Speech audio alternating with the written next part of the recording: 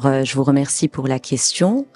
En effet, on se retrouve aujourd'hui dans la première édition du congrès des agrumes au Maroc, donc une très très belle initiative qui vient comme une consécration en fait de plus d'un demi-siècle de travail collaboratif entre les partenaires, mais aussi l'INRA, parce que l'INRA a instauré ses premiers essais depuis les années 60 et qui ont permis jusqu'à présent d'avoir diverses variétés et aussi diverses techniques qui se sont donc retranscrites dans le marché, dans une filière qui est extrêmement réussie, qui a dépassé les objectifs fixés dans la génération green. Aujourd'hui, on est à 700 000 tonnes d'exportation en ce qui concerne les agrumes, mais nous avons de nouveaux défis parce que les conditions qui existaient auparavant ne sont plus celles d'avant.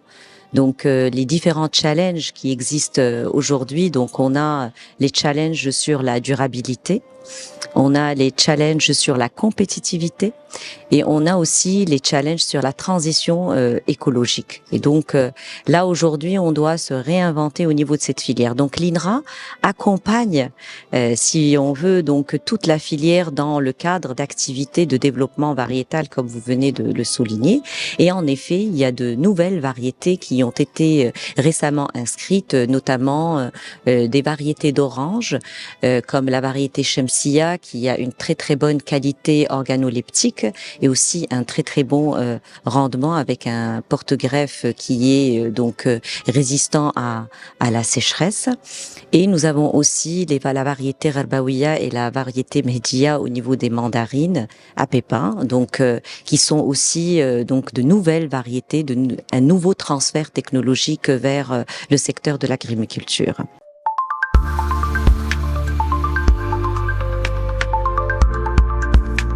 Bien sûr, bien sûr. Donc là, on est en projet, ça veut dire ces variétés ont été cédées au secteur privé pour pouvoir justement les utiliser, le pépiniériste pour qu'il puisse les multiplier. Et donc avec donc ce pépiniériste là, en principe, la production rentre en cours au courant de cette année-là.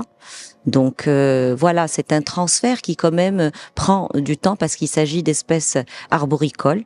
Donc leur implémentation, leur transfert doit prendre un certain temps avant que les arbres ne puissent être donc multipliés et bien sûr donc transférés chez les agriculteurs.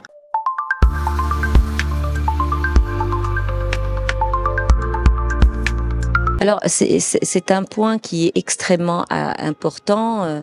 Donc en général, le programme, ça veut dire de développement variétal, ou plutôt de développement de la recherche-développement sur l'agrumiculture, il va se pencher sur.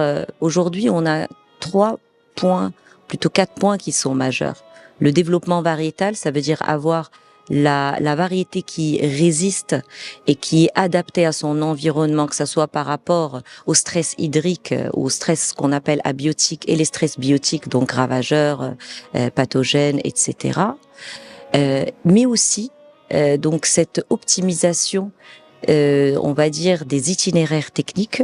D'accord, ça c'est extrêmement important et dans ce sens-là, donc la lutte, utiliser la lutte biologique ou bien on va dire les techniques alternatives autres que l'utilisation des pesticides est extrêmement importante dans le secteur de l'agrumiculture. Donc c'est pour ça que j'ai dit tout à l'heure le défi de la transition agroécologique et écologique fait que nous pouvons toujours lutter. Nous pouvons toujours trouver des solutions, mais autrement, pas avec les méthodes classiques, mais plutôt des luttes qui sont plutôt intégrées.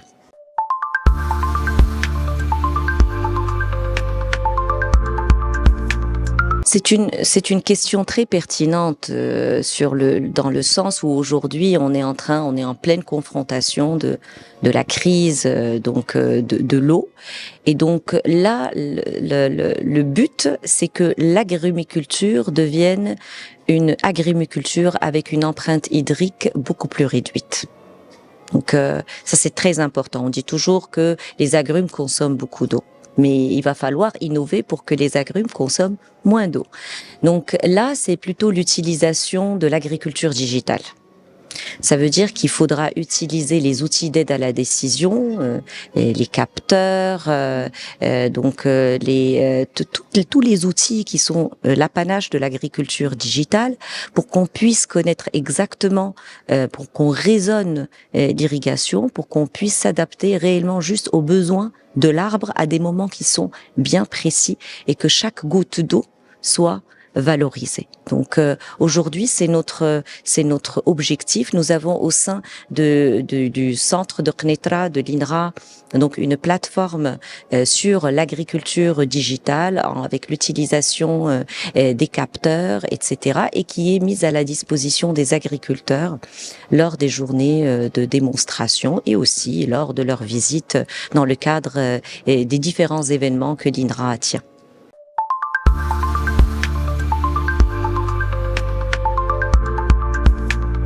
Alors, le transfert vers les agriculteurs, il se fait essentiellement lors d'événements que l'INRA organise. Comme j'ai dit, donc les journées portes ouvertes sont extrêmement importantes dans ce sens parce qu'on invite l'ensemble des agriculteurs avec aussi les partenaires de la filière.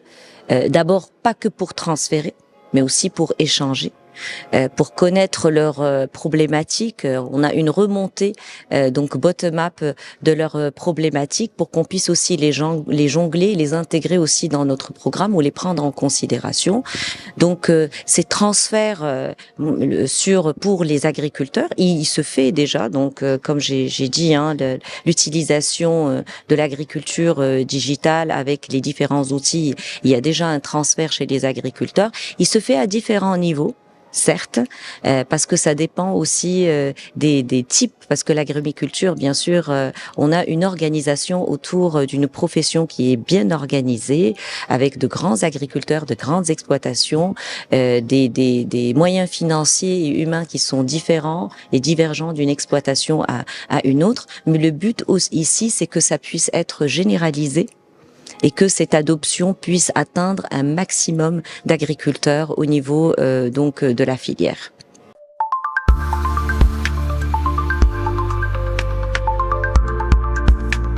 Comme je l'ai dit, d'abord le développement variétal. On continuera à travailler sur le développement variétal pour être toujours en adéquation avec les besoins des agriculteurs et qu'on puisse, très important, avoir la variété comme étant le pilier de l'adaptation. Donc parce que si on veut apporter moins en termes de ressources, il faudrait que la variété se satisfasse de moins et produise plus et mieux. Ça, c'est de un. Deuxièmement, comme j'ai dit, c'est les itinéraires techniques. Donc, des fois, il faut pas, chez certains agriculteurs, la maîtrise des itinéraires techniques n'est toujours pas optimisée. Donc, on doit encore travailler sur les itinéraires techniques, des itinéraires techniques qui sont climato-intelligents et climato-compatibles aussi. Donc, ça, c'est un troisième point qui est très important, c'est en l'aval de la filière, c'est la valorisation. Il faudrait qu'on puisse valoriser avec beaucoup plus d'exploitation des sous-produits, donc une valorisation des produits, une valorisation des sous-produits, une valorisation anti-gaspillage aussi, donc que tous les dérivés puissent être utilisés, parce que si on utilise tous les dérivés, c'est une valorisation de la filière et donc chaque ressource qui a été utilisée durant la production va pouvoir être donc transformée en valeur ajoutée à la fin du circuit de la filière.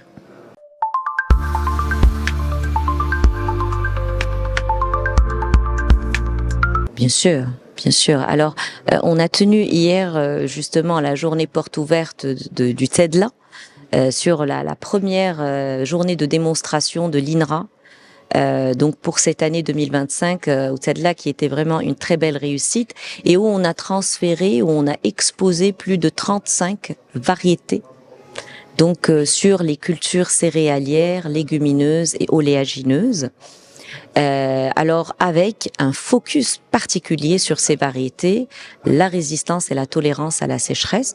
Et je peux citer que, par exemple, hier, on a présenté sur le blé dur la variété Jawahir, qui est une nouvelle variété extrêmement résiliente et résistante à la sécheresse, qui dépasse de très loin toutes les innovations que l'INRA a pu présenter jusqu'à présent. Il y a aussi, on doit s'adapter aussi aux requêtes du secteur de la transformation agroalimentaire, et il y avait la variété, donc des variétés avec un indice de jaune qui est extrêmement élevé. La variété comme la variété Hamadi, très importante, et qui d'ailleurs a été primée au Grand Prix Hassan II. Donc le chercheur INRA a été primé au Grand Prix Hassan II, donc au sein du SIAM.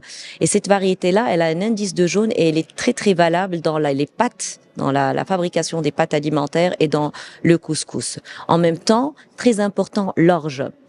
L'orge, il y a la variété Shifa qui est en fait avec une graine nue, avec de très très bons rendements dans des conditions hydriques difficiles, et avec donc une résilience qui est éprouvée. Alors très important, je vous parle de ces deux filières parce qu'elles constituent aussi des espèces résilientes. Ça c'est important.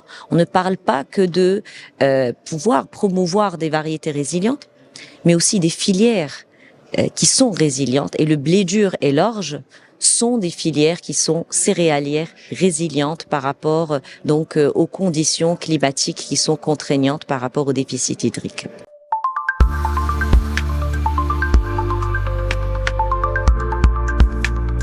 Bien sûr, l'INRA a différents programmes. On est, comme je l'ai dit, on a les filières donc céréalières, les légumineuses, les oléagineuses. Nous avons aussi donc toutes les espèces d'arboriculture. Il y a aussi les espèces maraîchères. Aujourd'hui, un grand focus va être porté aussi sur la pomme de terre, par exemple, qui est une filière extrêmement importante au Maroc. Donc, l'INRA se penche sur toutes les cultures stratégiquement importantes pour la génération green et pour l'implémentation de la RDI en tant que solution pour le transfert technologique pour toutes les filières qui sont prioritaires dans la génération green. Par ailleurs, il ne s'agit pas que de faire la consolidation des filières de l'amont à l'aval avec l'ensemble de leurs aspects, mais aussi de trouver des agricultures alternatives, très important. Les agricultures alternatives, je citerai par exemple le fait d'aller vers l'agriculture biologique ou l'agriculture agroécologique, l'agriculture de conservation. Vous avez parlé tout à l'heure du fait comment est-ce qu'on peut jongler le déficit hydrique et la résilience et l'adaptation au stress hydrique. J'ai parlé de l'aspect variété, mais il n'est pas le seul. On gère l'eau aussi à travers le sol. Donc c'est la plante, l'eau et le sol sont un trio qui est fondamental dans l'agriculture. Donc par exemple pour le sol, c'est l'utilisation du semi-direct, donc qui permet de la conservation de l'eau dans le sol. Donc, et qui en même temps va venir avec la variété en tant que solution pour la valorisation des ressources hydriques au niveau de chaque zone agroclimatique.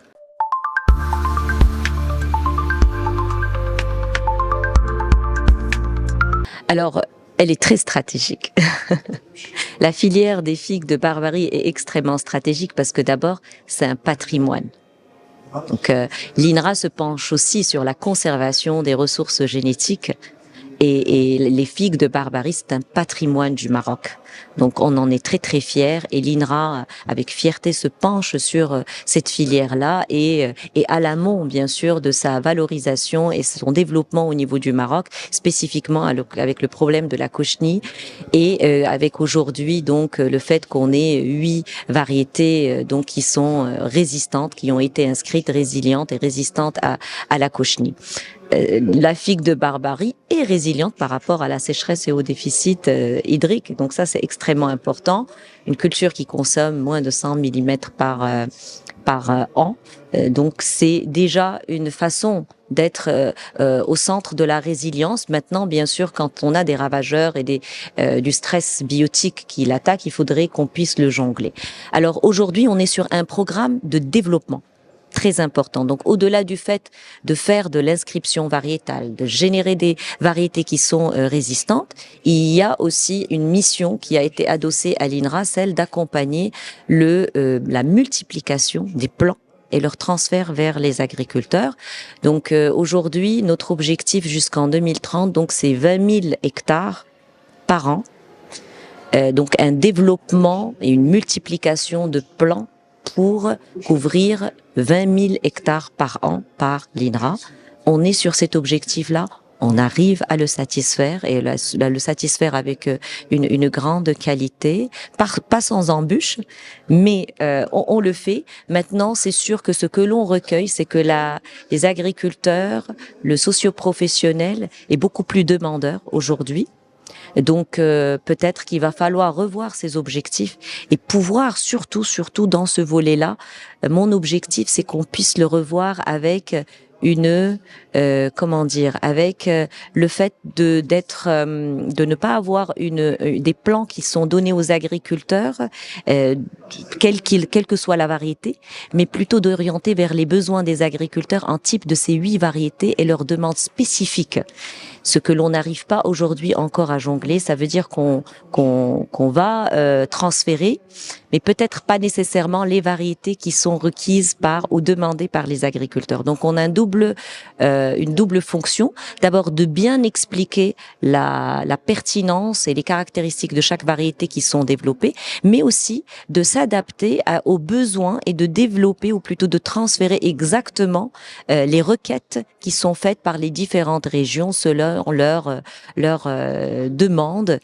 Donc c'est cette orientation qui est importante. Plus, il faudrait pas qu'on puisse donc uniquement utiliser ces 8 variétés, mais développer de nouvelles variétés. Et donc le programme d'amélioration génétique Figue de Barbarie, ça c'est aussi une concentration parce qu'il faut anticiper. C'est très important. Il faut pas qu'on se dise on a trouvé les 8 écotypes. Et donc on a résolu le problème. Les problèmes de la résistance sont dynamiques. Donc il faudrait se préparer pour les prochains défis qui risquent d'émerger, qui vont certainement émerger dans le futur.